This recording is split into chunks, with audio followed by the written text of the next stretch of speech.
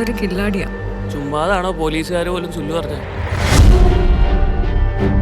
George കുട്ടി തന്നെയല്ലേ പറഞ്ഞത്, പ്രശ്നങ്ങളൊക്കെ തീർന്നു, ഇനി പേടിക്കാനൊന്നുമില്ലെന്ന്.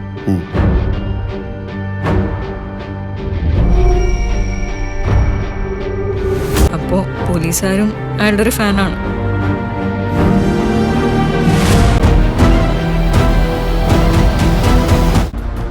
അവരെ രക്ഷിക്കാനാണെങ്കിലും ഞാൻ ഈ ചെയ്ത കാര്യങ്ങളൊക്കെ കാണുമ്പോൾ അവരുടെ അച്ഛനൊരു ക്രിമിനലാണ് എന്നൊരു തോന്നലുണ്ടായാൽ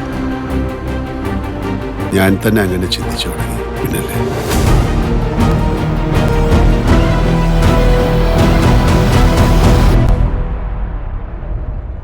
ഇനി അങ്ങനെയൊന്നും ചിന്തിക്കണ്ട, എല്ലാം കഴിഞ്ഞില്ലേ? കഴിഞ്ഞോ?